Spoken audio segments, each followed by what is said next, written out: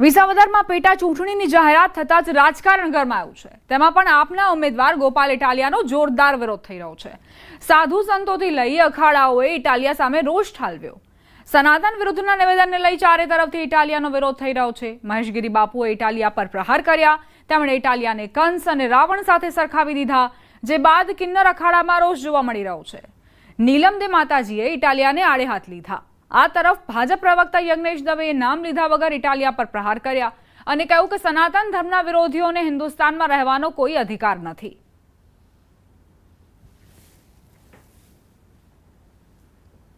એમ કહું છું કે જે પોતાના માતા દીકરીઓને નાચવાવાળી કહી રહ્યો છે, આપણા ભક્તોને હિજડા કહી રહ્યો છે, દરેક ગામના અંદર છાજિયા લેવા જોઈએ બહેનો દીકરીઓએ અને આને ગામમાંથી ભગાડી મૂકો દેવો જોઈએ। અત્યારે મંદિર જઈ રહ્યો છે કોઈ પૂજારી મુખિયાઓ, હું એમને અપીલ કરું છું કે મંદિરમાં ઘૂસવા નહીં દેતા। આ જે રાવણ અને કંસ અને એવા બધા જે થઈ ગયા, કળિયુગનો ધર્મને ધતિંગ કરવા વાળો આ આવ્યો છે। અત્યારે ધર્મના નામે દુષ્પ્રચાર કરીને હવે અત્યારે ધર્મનો આશરો લઈને પ્રચાર કરી રહ્યો છે, મંદિરને શોષણનું ઘર કહી રહ્યો છે। આ હોરઠની અંદર તો આ જૂનાગઢથી માંડી અને સટ ઝાપા લગણ કિન્નરોના અખાડા છે, આદિ અનાદિથી અને સતના અખાડા પડ્યા છે। જે મલકમાં તું આવ્યો છો ને એ તો કિન્નરો આયુ તરીકે પૂજાઈ ગયા છે, માતાજીઓ તરીકે પૂજાઈ ગયા છે। એટલે આ તું જે કાર્ય કરો છો ને એ તારા સ્વાર્થ માટે કરો તો ચૂંટણીનું કામ ચૂંટણીનું જ કર, બીજાને કાંઈ પણ અફેર શબ્દ બોલવાનું રહેવા દે। આ તને કહું છું ગોપાલ ઇટાલિયા, અને તું છક્કા પાવિયાની હિજડા કેસ ને, તારા કરતાં તો છક્કા પાવિયાની હિજડા હારા કહેવાય। હે, તારા કરતાં તો છક્કા પાવિયા હિજડા હારા કહેવાય। કોકને દુવા દે ને તો કોક ન્યાલ થઈ જાય। પર્ટિક્યુલર ગોપાલભાઈ ઇટાલિયા માટે નથી, પરંતુ જે વ્યક્તિઓ એવા છે કે જે સનાતન ધર્મ વિરોધી નિવેદનો આપતા હોય, કથાકારોના અપશબ્દો બોલતા હોય, કથા અને ભજનમાં જતી જે મહિલાઓ છે એ મહિલાઓ માટે અભદ્ર શબ્દ વાપરતા હોય, અથવા તો બ્રાહ્મણો માટે અભદ્ર શબ્દ વાપરતા હોય, આવા વ્યક્તિઓ જે ભગવાનની પૂજા અને સત્યનારાયણની પૂજા, જેને આપણે વૈદિક રીતે અને સનાતની રીતે સૌથી વધારે માનીએ છીએ, એવી સત્યનારાયણની પૂજાને પણ તેઓ નાટક કે એવું ગણાવતા હોય, આવા વ્યક્તિઓ જે ખરા એ જન્મથી જ માનસિક વિકૃતતા ધરાવતા હોય છે। ભલે ગુજરાતના ગૃહમંત્રીને જૂતું પણ મારી ચૂકે, પણ એમની માનસિક વિકૃતતા ક્યારેય જતી નથી હોતી। ચૂંટણીમાં ઉમેદવાર તરીકે ઊભા રહે એટલે માણસ ધોઈને સીધો થઈ જાય એવું હોતું નથી ક્યારે। એ જે એના માણસના જે સ્વભાવ છે એ સ્વભાવગત એનો એ જ માણસ રહેવાનો છે। એટલા જ માટે ગુજરાતના સાધુ સંતોએ પણ છેલ્લા 2 દિવસથી તમે જુઓ નિવેદનો આપ્યા છે। આજે પણ અખાડામાંથી પણ નિવેદન આવ્યું। એટલે જે સનાતન ધર્મની વિરુદ્ધમાં વ્યક્તિ કામ કરતો હોય અથવા તો સનાતન ધર્મનો જો વિરોધી હોય એને હું તો કહું છું ખરેખર હિન્દુસ્તાનમાં રહેવામાં અધિકાર નથી। ગોમતી ઘાટમાં ડૂબવાની ઘટનાઓ સામે આવતા તંત્ર સતર્ક થયું છે અને તંત્ર દ્વારા રિમોટ બોટ ફાળવવામાં આવી છે। દ્વારકામાં તાજેતરમાં બનેલ ઘટનાઓને ધ્યાને લેતા કલેક્ટર હુકમથી રિમોટ બોટ દ્વારકા ફાળવવામાં આવી છે। આ રિમોટ કંટ્રોલ રેસ્ક્યુ ક્રાફ્ટ પાણીમાં ડૂબતા લોકોને બચાવ કામગીરી કરવા અતિ મહત્વની ભૂમિકા ભજવશે। તો દ્વારકા ફાયર વિભાગ દ્વારા રોબોટની ટ્રેનિંગ પણ મેળવવામાં આવી છે।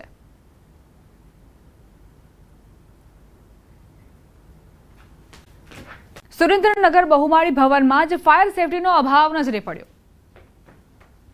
એક તરફ ફાયર સેફટીને લઈને તંત્ર દ્વારા નિયમો કડક કરાઈ રહ્યા છે, તો બીજી બાજુ દીવા તળે અંધારું હોય તેવી સ્થિતિ જોવા મળી રહી છે। સુરેન્દ્રનગર બહુમાળી ભવનમાં જ ફાયર સેફટીની સુવિધાઓનો અભાવ જોવા મળી રહ્યો છે। બહુમાળી ભવનમાં ખાણ ખનીજ, આરટીઓ, દસ્તાવેજ નોંધણી, શિક્ષણ, સમાજ કલ્યાણ તેમજ સિંચાઈ સહિતની 8થી વધુ અલગ અલગ વિભાગની કચેરીઓ કાર્યરત છે, જેમાં અનેક અતિ મહત્વપૂર્ણ દસ્તાવેજો રાખવામાં આવે છે। ત્યારે સરકારી બહુમાળી ઇમારતમાં જ ફાયર સેફટીની સુવિધાનો સદંતર અભાવ જોવા મળી રહ્યો છે। આ સ્થિતિ બાદ અહીં સવાલ એ થઈ રહ્યો છે કે જો કોઈ અનિચ્છનીય ઘટના ઘટશે તો જવાબદાર કોણ? તંત્ર ફાયર અંગેના નાના વેપારીને ત્યાં નિયમોની તવાઈ બોલાવે છે અને બીજી તરફ અહીં તો વાડ જ ચીબડા ગળે તેવી સ્થિતિ છે। આ મામલે અધિકારીઓએ કેમેરા સામે કંઈ પણ કહેવાનો ઇનકાર કરી દેતા તંત્રની કામગીરી સામે સવાલો ઊભા થઈ રહ્યા છે। આમાં ઓવરબ્રિજનું કામ પૂર્ણ ન થતા લોકો પરેશાન। રેલવે ઓવરબ્રિજનું બાંધકામ વર્ષો બાદ પણ પૂર્ણ ન થતા કાંકરાપાર માંડવી તરફથી વ્યારા તરફ આવતા જતા વાહન ચાલકોને મુશ્કેલી પડી. છતાં તંત્ર દ્વારા બ્રિજનું બાંધકામ વહેલી તકે પૂર્ણ થાય તે માટે કોઈ તસદી લેવામાં આવતી નથી. બ્રિજનું બાંધકામ માટે કોન્ટ્રાક્ટ લેનાર અગાઉની એજન્સી કામ અધૂરું છોડી ગાયબ થઈ જતા ગત વર્ષે તંત્ર દ્વારા રીટેન્ડરિંગ પ્રક્રિયા હાથ ધરી નવી એજન્સીને કામ સોંપવામાં આવ્યું હતું, જેને લઈને બ્રિજનું બાંધકામ વહેલી તકે પૂર્ણ થઈ જશે તેવી આશા બંધાઈ હતી. જોકે બ્રિજના બાંધકામ પૂર્ણ થવાની મે મહિનાની ડેડલાઇન પણ પૂરી થઈ જતા બ્રિજનું બાંધકામ કોઈ ખાસ પ્રગતિ નજરે પડતી નથી, જેને કારણે વાહન ચાલકોનું ચાલુ વર્ષે પણ હાલાકી વેઠવી પડશે. રેલવે ઓવરબ્રિજનું 8-10 વર્ષ બાદ પણ અધૂરું રહેતા કામગીરીને લઈને તંત્રની કામગીરી સામે અનેક સવાલો ઉઠ્યા છે. रुद्रप्रयाग हाईवे पर इमरजेंसी लैंडिंग हेलिकॉप्टरનું इमरजेंसी લેન્ડિંગથી વાહનને નુકસાન. કેદારનાથ યાત્રાના ફાટા બડાસુ નજીક ઘટના બની, જો કે જાનહાનિ કે સંપત્તિને કોઈ નુકસાન નથી પહોંચ્યું. રુદ્રપ્રયાગ હાઈવે પર ઇમરજન્સી લેન્ડિંગ કરવામાં આવ્યું. હેલિકોપ્ટરનું ઇમરજન્સી લેન્ડિંગ થયું, જો કે આ દરમિયાન વાહનને નુકસાન પહોંચ્યું હોવાની પ્રાથમિક જાણકારી મળી છે. કેદારનાથ યાત્રાના ફાટા બડાસુ નજીકની આ ઘટના આખરે કેમ ઇમરજન્સી લેન્ડિંગ કરવામાં આવ્યું, શું ક્ષતિ સર્જાઈ હતી કે પછી ટેકનિકલ ખામીને કારણે આ ઇમરજન્સી લેન્ડિંગ કરવાની ફરજ પડી પાયલોટને, તે હજુ એક પ્રશ્ન છે. હજુ વધુ વિગતો બહાર આવશે જ્યારે તપાસ થશે. પરંતુ આપ જોઈ શકો છો આ વિડીયો સામે આવ્યો છે જ્યાં રસ્તા પર આ ઇમરજન્સી લેન્ડિંગ કરવામાં આવ્યું અને કારને ભારે નુકસાન પહોંચ્યું છે. પરંતુ પ્રાથમિકતા પાયલોટની એ હતી કે આ હેલિકોપ્ટરમાં જે પણ મુસાફરો સવાર હતા તેમને તાત્કાલિક સુરક્ષિત રીતે ઉતારવામાં આવે, તેનું લેન્ડિંગ કરવામાં આવે. એટલે પાયલોટને પ્રથમ જે પગલું યોગ્ય લાગ્યું તેણે એ કર્યું. જો કે જે સાઈડમાં એક કાર પાર્ક કરેલી આપને નજરે પડી રહી છે તેની છતનો ભાગ જુઓ, તે એકદમ તૂટી ચૂક્યું છે, કારનો કચરઘાણ વળી ચૂક્યો છે. પરંતુ અહીં સદનસીબે કોઈ જાનહાનિના સમાચાર નથી, એટલે એ ખૂબ જ રાહતના સમાચાર કહી શકીએ. આસપાસના લોકો જે હાજર હતા તેમનામાં અફરાતફરીનો માહોલ સર્જાયો હતો કે આખરે આ ઘટના શું બની. જ્યારે આ ઘટના બની ત્યારે કોઈ સમજી જ નહોતું શક્યું કે શું થયું. આખરે હવે તપાસ થશે કે આખરે ઇમરજન્સી લેન્ડિંગ કેમ કરવી પડી, ત્યારબાદ આખી વિગતો બહાર આવશે. લોહાણા જ્ઞાતિજનોની માતૃ સંસ્થા મહાપરિષદની કારોબારી મળી હતી, જેમાં ચર્ચા કરવામાં આવી કે જ્ઞાતિની સંસ્થાઓ જેમ કે જે ગામોમાં બોર્ડિંગો, છાત્રાલયો બિન ઉપયોગી વપરાશ વગરની પડેલી છે અને જ્યાં જરૂર નથી ત્યાં આવી સંસ્થાઓ પોતે સરકારના નિયમોનું પાલન કરીને મિલકતોનું વેચાણ કરવું જોઈએ અને તેમાંથી અમદાવાદ જેવા મોટા શહેરોમાં સુવિધાઓ ઊભી કરવામાં આવે તો રઘુવંશી સમાજના બાળકોને સુવિધાઓ મળી રહે અને જે ખર્ચ હાલમાં થઈ રહ્યો છે તેમાં બચત થઈ શકે તેમ છે. ઉલ્લેખનીય છે કે નાના જિલ્લાઓના બદલે અમદાવાદ, વડોદરા, મુંબઈ જેવા મોટા મેટ્રો સિટી અભ્યાસનું ચલણ વધારે જોવા મળી રહ્યું છે. આ પરિસ્થિતિને જોતા આજે લોહાણા જ્ઞાતિજનોના નાના શહેરોમાં આવેલ છાત્રાલયો, બોર્ડિંગો બિન ઉપયોગી પડ્યા છે. પોરબંદર સહિત દેશભરમાં લોહાણા મહાજનની સૌથી વધુ આવી મિલકતો છે, જેની હજારો કરોડો રૂપિયા કિંમત થાય છે. ગામમાં બોર્ડિંગો, છાત્રાલયો પડેલી છે, બિન વપરાશી છે, ખંડેર થઈ રહી છે, ટ્રસ્ટના હેતુઓ સિદ્ધ નથી થતા. શું કરવું જોઈએ? અમદાવાદમાં હોસ્ટેલ કરવી હોય તો બહુ મોટું ફંડ જોઈએ, જે કોઈ એક સંસ્થા પાસે હોય નહીં. છાત્રાલય સમિતિના સભ્યો, ચેરમેન તરફથી એક સૂચન આવ્યું કે જ્યાં જરૂર નથી એવી સંસ્થાઓ પોતે સરકારના નિયમોનું પાલન કરીને ચેરિટી કમિશનર સાહેબની મંજૂરી લઈને જો આ મિલકતોનું વેચાણ કરે, જે રકમ ઉપજે એનામાંથી જે નવી સંસ્થા કે નવી અમદાવાદમાં સગવડ શરૂ થાય એમાં ઉપયોગ કરે. ભરતીમાં ઉમેદવારો સાથે રમત. વિદ્યાર્થી નેતા યુવરાજસિંહના ગંભીર આરોપ. લેબ આસિસ્ટન્ટની ભરતીમાં રમત થયાનો આરોપ મુકાયો. પોતાના માન્યતા લાગે તેથી પરીક્ષા રદ કરાઈ છે. 15 દિવસમાં નિમણૂક પત્રની વાત કરી રમત રમાઈ. વધુમાં તેમણે કહ્યું, 1 વર્ષ પહેલા ફેબ્રુઆરી મહિનામાં લેબ આસિસ્ટન્ટ માટે ભરતી બહાર પડી હતી.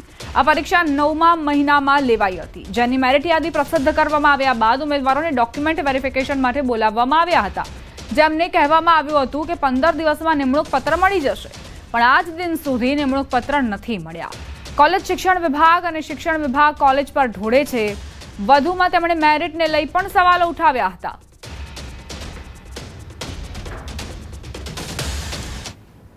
ઉમેદવારોને ડોક્યુમેન્ટ વેરિફિકેશન માટે બોલાવવામાં આવ્યા અને જે ઉમેદવારોને ડોક્યુમેન્ટ વેરિફિકેશન કર્યા બાદ જેના પસંદગી યાદી આવે એ પસંદગી યાદીમાં ઉમેદવારોને લિસ્ટ જાહેર કરવામાં આવ્યું કે તમારે 15 દિવસની અંદર તમને નિમણૂક પત્ર મળી જશે.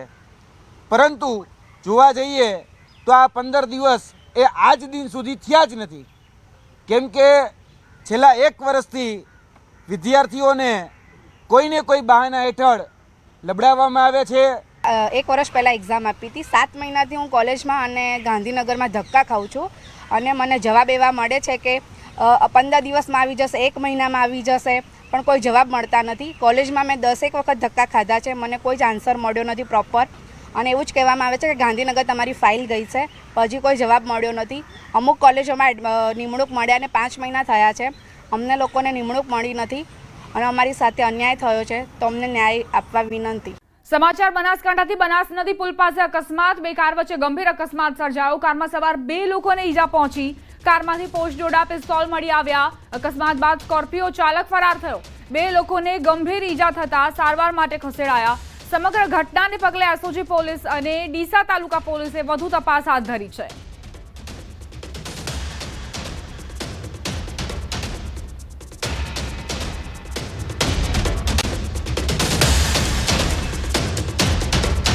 સંવાદદાતા કિશોર જોડાઈ ગયા છે વધુ જાણકારી સાથે. કિશોર, આ અકસ્માતની ઘટના કઈ રીતે બની અને કારમાંથી કઈ વસ્તુઓ મળી છે? ચોક્કસથી જે ડીસાનો બનાસ નદીનો પુલ આવેલો છે તેની પાસે કાર અને સ્કોર્પિયો વચ્ચે ગમતવાર અકસ્માત સર્જાયો હતો અને અકસ્માતની અંદર કારમાં સવાર 2 લોકોને ગંભીર ઈજાઓ થતા નજીકના હોસ્પિટલમાં ખસેડાયા છે. જ્યારે સ્કોર્પિયો ગાડીની તલાશી લેવામાં આવી તો તેમાંથી પોસ્ટ ડોડા સહિત એક પિસ્તોલ પણ મળી આવી છે. સ્થાનિક લોકોએ તાત્કાલિક પોલીસને જાણ કરતા પોલીસ ઘટના સ્થળે પહોંચી હતી અને પોસ્ટ ડોડા તેમજ એક પિસ્તોલ જે મળી આવી છે તેને કબજે લઈને બનાસકાંઠા એસઓજી પોલીસ અને ડીસા તાલુકા પોલીસે વધુ તપાસ હાથ ધરી છે. પરંતુ અકસ્માત બાદ સ્કોર્પિયો ચાલક જે હતો તે અત્યારે ફરાર થઈ ગયો છે.